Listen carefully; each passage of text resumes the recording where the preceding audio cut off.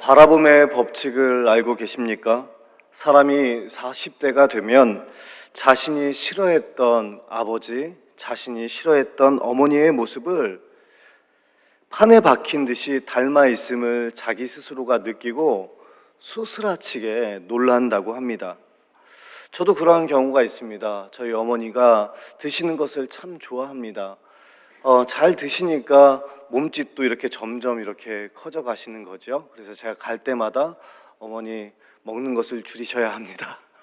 어머니 줄이셔야 합니다. 근데 그 말이 되게 싫으셨나 봅니다. 그래서 한 번은 조용하세요. 근데 무슨 바스락바스락 소리가 나는 겁니다. 알고 봤더니 과자를 이렇게 옆에다가 이렇게 딱 숨기시고 방으로 들어가셔서 조용히 그 과자를 이렇게 드시는 겁니다. 그래서 제가 그걸 보고 어머니 당뇨도 있으시고 이제 좀 적게 드셔야 됩니다. 근데 집에 와서 보니까 제가 이제 좀 먹는 걸 또 좋아합니다. 집에서 보니까 제 아내가 이제 제가 점점 몸짓이 이렇게 불어나니까 이제 7시 이후부터는 좀 먹지 말라고 하더라고요. 근데 먹을 걸 어떻게 좀 참습니까? 그래서 저도 모르게 어머니가 했던 것처럼 음식을 이렇게 놓고 몰래 제 방으로 가서 과자를 먹었죠. 이게 끝이 아닙니다. 기가 막히게도 9살 된 이 딸이 먹을 게 있으면 조용히 팔에 옆에 끼고 가서 먹는 것입니다. 이게 기가 막히게 닮아 있는 모습을 보게 됩니다. 사람은 자신이 바라보는 것을 그대로 담게 되어 있습니다. 이것이 바로 바라봄의 법칙입니다.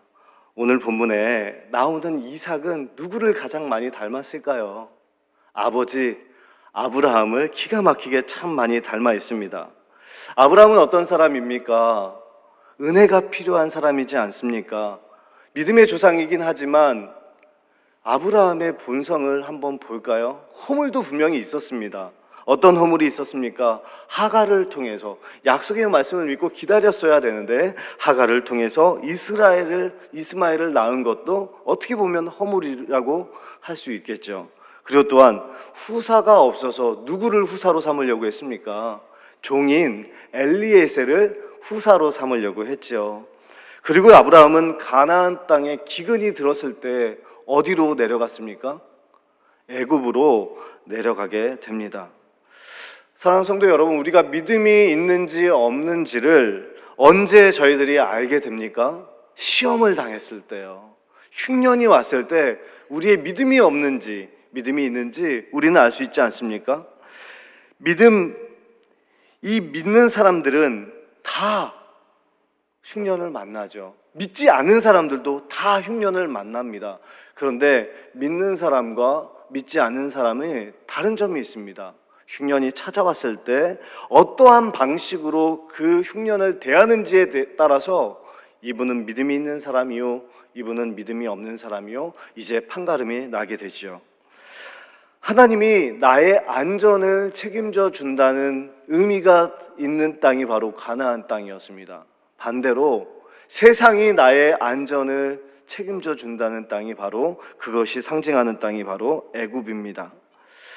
지금 아브라함은 하나님께 부름을 받고 가나안 땅에 들어갔단 말이죠. 그런데 기근이 들어서 이제 흉년이 되어서 애굽으로 내려가게 되죠. 또 거기서 어떤 허물이 있습니까? 자기 아내를 누이라고 속이지 않습니까? 그리고 이것은 두 번이나 반복되죠. 25년이 지난 후에 가나안 땅에서 흉년이 들어서 그랄로 내려갔는데 그 그랄 왕 아비멜렉에게 자기 아내를 또 누이라고 말합니다. 똑같은 실수를 두 번이나 반복하죠. 마찬가지입니다. 오늘 본문에 나오는 이삭도 가나안 땅에서 뭘 만났습니까? 흉년을 만났습니다. 흉년을 만나고, 그러니까 아브라함도 흉년을 만나고 이삭도 흉년을 만나고, 그렇다면 우리도 흉년을 만난다고 한다는 사실입니다. 가난한 것도, 물질이 부족한 것도 흉년이고요. 관계에 어려움이 있는 것도 흉년이 될 수 있고요. 질병 때문에 암으로 투영하고 또 다른 질병 때문에 주님 앞에 나와서 예배를 못 드리는 것 또한 흉년이 될 수도 있겠죠. 최근에는 저희 개신교가 혐오 종교가 되었다는 뉴스를 본 적이 있습니다. 그것도 또한 흉년이, 교회의 흉년이 될 수 있겠죠. 이삭은 이러한 흉년을 맞이하여서 어떻게 했어야 될까요? 하나님께 여쭤봐야 되겠죠. 어디로 가면 되겠습니까? 약속의 땅에 머물라 하면 머무는 것이고. 그런데 이삭은 그냥 애굽으로 내려갑니다.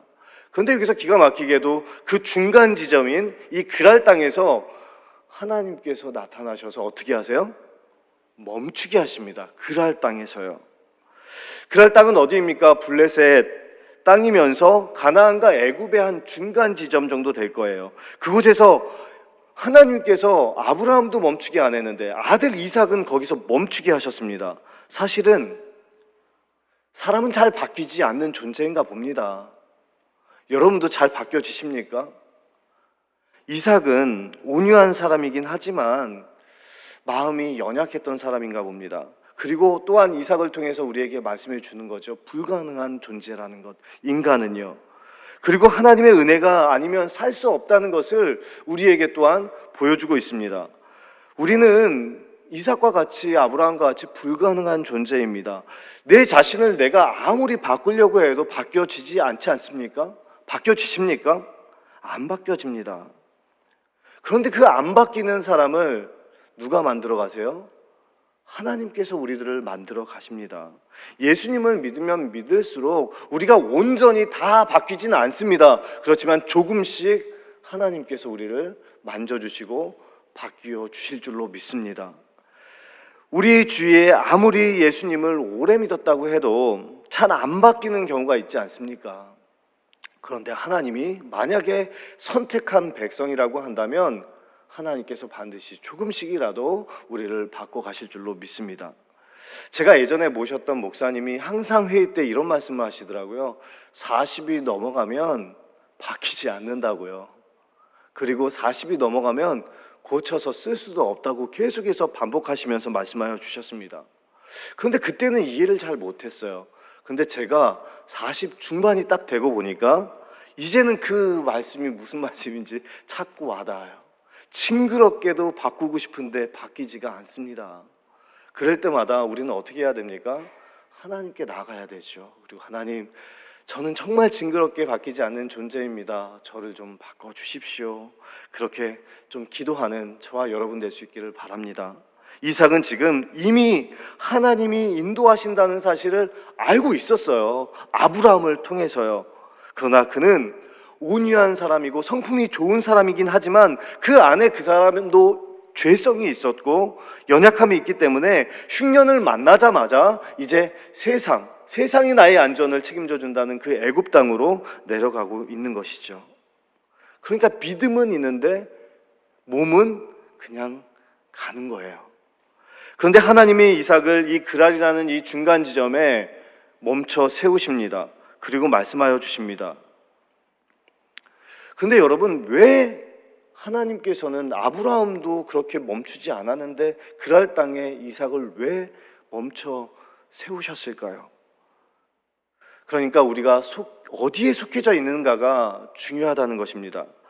우리가 믿음 안에 있어도 문제가 있고 문제가 생깁니다. 또한 어려움이 닥쳐오죠. 바로 그것이 우리의 인생입니다.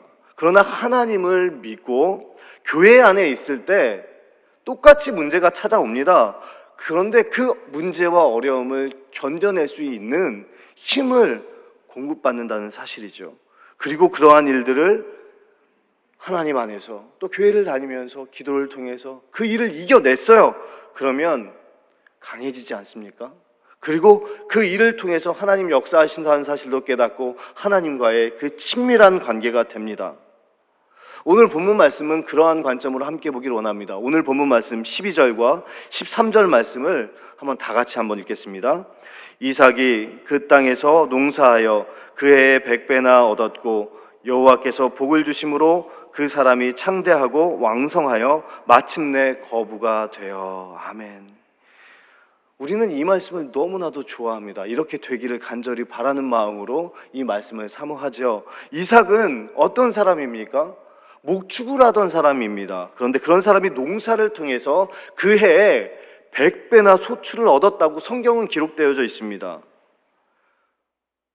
이 그랄 땅이 비옥해가지고 이삭 그리고 그 주변에 있는 많은 사람들이 100배나 소출을 얻은 게 아닙니다. 여기 이 당대에 이삭만이 하나님이 부어주시는 은혜로 말미암아 목축을 하는 사람이 농경을 했는데 이러한 결과를 맺은 겁니다. 오늘 본문 말씀을 보십시오. 100배라는 말이 나와 있습니다. 이 말은 인간의 힘으로 할 수 있는 일이 아니라는 겁니다. 하나님만이 할 수 있는 일이에요. 이 100배라는 의미는 너를 먹여 살리는 것은 애굽이 아니다.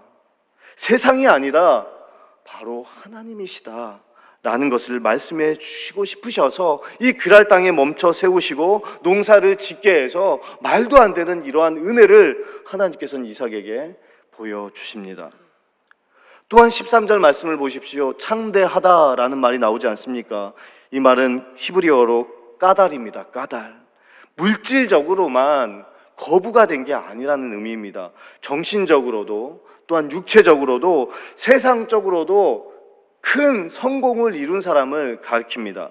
또한 그 옆에 보면은 왕성하다는 말이 기록되어져 있지 않습니까?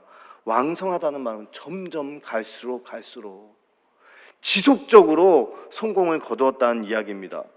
그런데 제가 한번 여쭤보겠습니다. 이러한 엄청난 성공을 거두면 모든 것이 기도의 제목도 없고 모든 것이 평안하고 안전하고 다 좋습니까?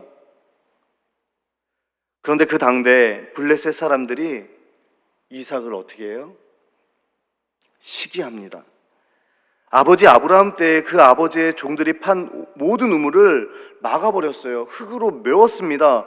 그런데 자기들의 열심을 다해서 농사를 잘 지을 수가 없고 100배의 소출을 얻는 것은 가당치도 않은 말이었는데 지금 굴러온 돌이 농사를 지어서 100배의 수출을 얻고 심지어 그 당대에 가장 큰 재산이 뭡니까? 물이지 않습니까? 그 우물을 파면 물이 샘솟아 나오는 것입니다.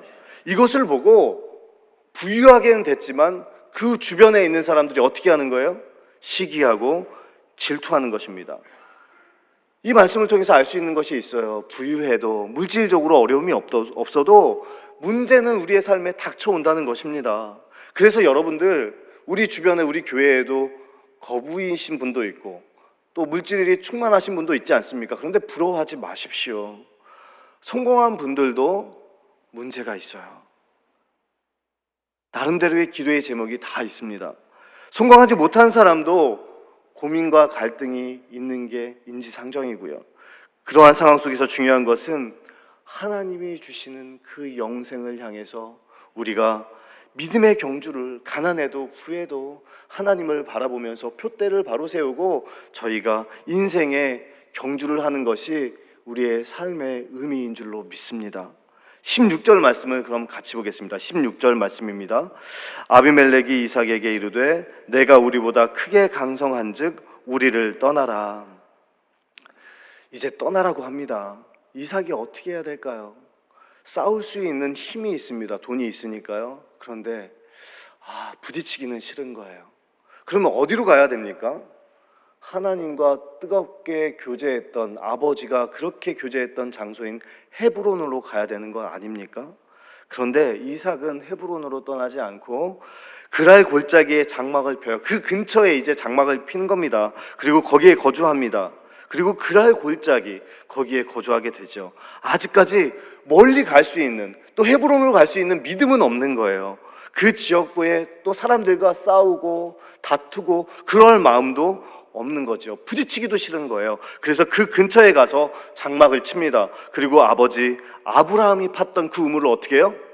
다시 팝니다. 왜냐하면 아버지 때 와서 그 받은 복을 받잖아요. 그래서 그 복을 다시 누리고 싶어서 무던히도 그 우물을 파는 것입니다. 얼마나 우물 파는 게 힘듭니까? 파고 또 파고. 이삭은 메워버렸던 곳을 다시 파서 결국에는 우물이 솟아나지요. 그런데 블레셋이 막은 것을 다시 팠으니까 그 블레셋 사람들이 그 지역의 사람들이 그랄의 목자들이 가만히 있겠습니까? 시기하고 또한 달려들고 이제 전쟁이 일어날 수 있는 상황이죠. 20절 말씀을 한번 보겠습니다. 20절 말씀입니다. 그날 목자들이 이삭의 목자와 다투어 이르되 이 물은 우리의 것이라 하매 이삭이 그 다툼으로 말미암아 그 우물 이름을 에색이라 하였으며. 우리는 이렇게 알고 있어요. 이삭은 온유한 사람이라 이 우물을 다시 그냥 내어주고 다른 데 가서 또 파고 또 내어주고 그렇게 갔다. 그런데 에색의 뜻이 무엇입니까? 다툼, 억압하다는 뜻입니다. 이삭은 마음에 분노가 있는 거예요. 그 우물을 힘들게 팠는데 억압하고 그것을 뺏겼으니까요. 억울하게 뺏긴 것입니다. 21절에도 보니까 우물을 팠는데 이름이 뭐예요? 신나입니다. 신나. 신나라는 의미는 대적하다는 의미입니다. 온유해서 그냥 우물을 주고 갔다? 저는 그렇게 생각하지 않습니다. 대적했다 그러잖아요. 이 원어는 극도의 적대감을 가지고 있다는 뜻입니다. 적대감을 가지고 있어요. 마음이 아픕니다. 그 우물을 뺏겼으니까요. 즉 이삭이 아브라함이 팠던 우물을 다시 파서 농경을 하겠다고 하니까 거기에 있는 사람들이 다시 한번 압박하고 적대감을 갖고 대적하고 다투고 이제 전쟁이 일어나기 일부 직전이라는 것이죠. 이제 그곳을 피해서 다시 한번 우물을 팝니다. 그 우물의 이름이 무엇입니까? 루호봇입니다. 루호봇. 장소가 넓다. 그런데 그냥 단순히 그냥 장소가 넓었다는 의미가 아니라 누군가가 넓히고 그 누군가가 그것을 확장했다는 것입니다. 그래서 누군가가 넓혀서 확장해서 이제는 그 다툼이 그 억압받는 것이 이제는 사라졌다는 의미입니다. 그것이 멈춰버린 거예요. 인간적인 방법을 다 했는데도 안 되는 이 일을 누군가가 넓혀 주어서 이 어려움을 멈춰버리게 한 겁니다. 이제는 싸울 필요가 없어요. 억압을 당할 필요가 없어요. 다툼이 없어요. 과연 누가 하셨다는 말입니까? 하나님께서 하신 겁니다. 이삭이 온유해서 이 우물을 내어주었기 때문에 블레셋 사람들이 신뢰해가지고 봐줬다? 다투지 않았다? 이러한 내용이 아닙니다. 우물을 파는 일이 얼마나 힘든 일인데요. 그 우물을 파고 계속해서 파는데 그 지역의 사람들과 그 우물 때문에 또 다투고 억압받고 다투던 삶, 이 삶이 이삭의 삶이었단 말이죠. 그러한 치열한 이삭의 삶을 하나님의 은혜로 장소를 넓혀 주셔서 하나님께서 은혜를 주셔서 이 이삭의 삶이 지금 나아졌다는 사실입니다. 사랑하는 성도 여러분, 이삭의 이 삶을 보십시오. 그리고 우리의 삶을 한번 바라보십시오. 우리와 똑같이 치열하게 몸을 막 부딪히고 노력하고 어떻게든 살아보려고 다툼이 일어난 게 너무 싫으니까 또 부딪히기 싫으니까 피하여서 가고 이삭이 거기서 옮겨서 다른 우물을 팠어요. 이 삶이 우리의 삶이지 않습니까? 어떨 땐 또 하나님이 우리에게 은혜를 베풀어 주세요. 우리의 문제를 또한 해결해 주셨어요. 그래서 르호보 때처럼 우리도 복을 받았어요. 그런데 여기서 더 중요한 것이 있어요. 르호봇을 말하려는 게 아닙니다. 이삭은 넓은 장소에 정착하지 않았어요. 이 르호봇에 저 같으면 이곳에 정착했을 거예요. 그런데 이삭은 이곳에 정착하지 않고 어디로 올라갑니까? 브엘세바로 올라갑니다. 오늘 우리가 이 말씀을 통해서 알 수 있는 것은 우리의 인생에 흉년은 반드시 찾아온다는 것입니다. 앞으로도 반드시 찾아올 것입니다. 이삭에게 주신 100배의 복을 우리가 또한 받을 수 있습니다. 하나님의 은혜로 복을 받을 수 있어요. 그런데 그 복 때문에 또 우리가 가지고 있는 것 때문에 에색이 나타나고 또 신나가 있고 또 그 와중에 또 하나님께서 은혜를 베풀어 주셔서 르호봇의 은혜가 있고, 그런데 여기가 다 끝이 아니라는 것입니다. 우리가 결정적으로 올라가야 하는 곳이 있어요. 나아가야 되는 곳이 있어요. 그것은 바로 브엘세바로 나아가야 한다는 사실입니다. 브엘세바가 남아있어요. 그 모든 문제를 해결해 주신 하나님 앞에 엎드리고 나아가야 한다는 사실입니다. 그것이 오늘 말씀에서 우리에게 주시는 가장 핵심적인 말씀입니다. 바로 브엘세바로 나가야 한다는 것이죠. 브엘세바의 뜻이 무엇입니까? 맹세의 우물입니다. 아브라함이 아비멜렉에게 아내 사라를 루이라고 속였다가 아비멜렉이 이제 망할 뻔하지 않았습니까? 그때 하나님께서 살려주셨어요. 이를 겪고 나서 아비멜렉이 찾아와서 너는 하나님이 지키시는 사람, 하나님의 사람이니까 너랑 싸우면 안 되겠다. 불같은 조약을 맺었고 거기에 에셀나무를 심었던 곳이 바로 브엘세바입니다. 이 맹세의 우물입니다. 그러니까 이 말은 뭐냐면 단순히 사람과 사람이 맺은 언약이 아니라 아브라함이 하나님과 맺은 언약이에요. 하나님이 나와 함께 하신다는 것을 깨닫고 하나님과 언약을 맺은 장소가 바로 이 브엘세바라는 것이죠. 맹세의 우물이요. 여기서 아브라함은 처음으로 여호와의 이름을 부릅니다. 이 말은 뭐냐면 인생의 전환점이 또한 신앙의 전환점이 이곳에서 생겼다는 사실입니다.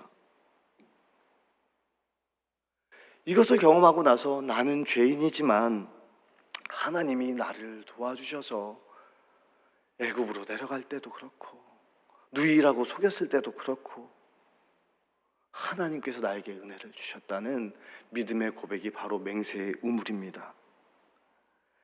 이 신앙의 전환점을 통해서 아브라함은 어떤 믿음이 생겼을까? 22장에 보니까 아들을 모리아 산에서 바치게 됩니다. 그러니까 브엘세바는 아브라함의 믿음의 장소였던 거예요.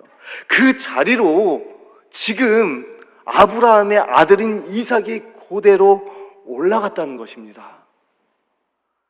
이제 이삭은 이 흉년을 통해서 또한 에색과 신나와 또 하나님의 은혜를 주셨던 이 르호봇을 경험하면서 나와 함께 하시는 하나님, 모든 문제를 끝내시는 분이 바로 하나님이시라는 사실을 깨닫고 아버지의 믿음도 깨닫고 믿음의 장소인 바로 브엘세바로 올라갑니다.